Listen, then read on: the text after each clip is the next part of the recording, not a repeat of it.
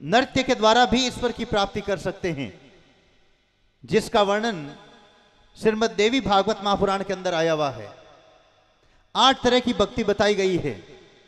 भगवान की प्राप्ति के हजारों रास्ते हैं। 9 तरह की भक्ति बताई है।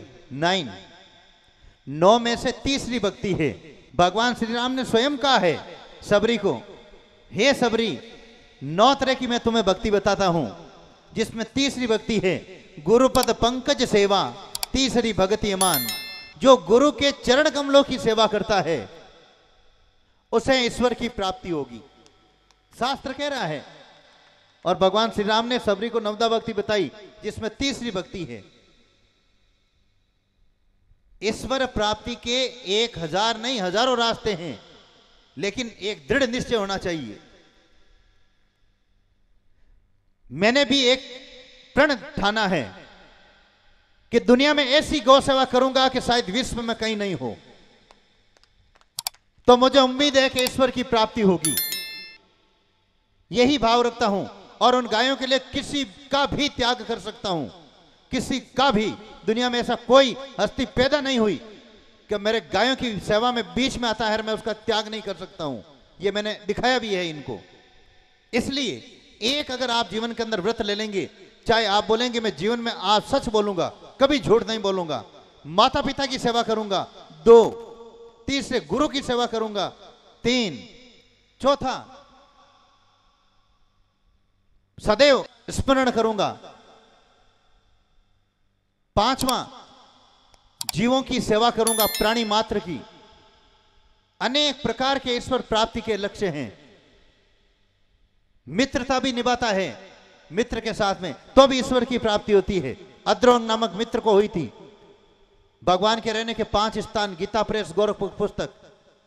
पतिव्रता नारी है, पति की अच्छी तरह से सेवा करूंगी, ईश्वर की प्राप्ति। इन बातों से सीख करके मैंने भी एक बात सीखी कि जीवन के अंदर ऐसी गायों की सेवा करूंगा कि हे प्रभु मुझे इतनी शक्ति देना ताकि विश्व में ऐसी सेवा न हो, वो मुझे आशीर्वाद देना, ईश्वर की प्राप्ति होगी। जाबाली पुत्र सत्यकाम, जिसके गुरुजी ने 400 गायें और एक सांड दिया था, और जब 1000 गायें हो जाती है तब मेरे पास आना, और 1000 गायें हो जाती है तो उसे ईश्वर की प्राप्ति होती है और वो गुरुजी के आश्रम में आता है। ऐसे ऐसे बहुत उदाहरण हैं। पर कोई तो कि मैं आई सेवा करूं, बई सेवा करूं, थोड़ी थोड़ी आई थोड़ी थोड़ी करूं, यार को नहीं वे एक होनी चाहिए अटल। राजा हरिश्चंद्र ने झूठ नहीं बोला।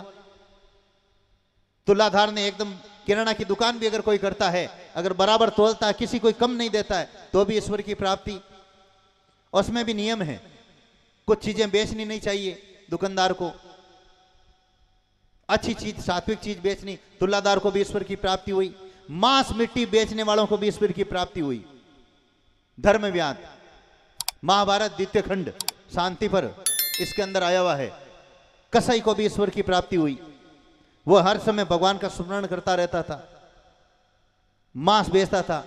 लोगों ने कहा इसको ईश्वर की प्राप्ति क्यों हुई, भगवान कैसा है, इसके घर पे फोटो भी है महाभारत में। तब उसने कहा कि मैंने जीवन के अंदर, मेरे बड़े का धंधा है ये मांस बेचना, लेकिन मैंने अपने जीवन के अंदर जीव हत्या नहीं की है।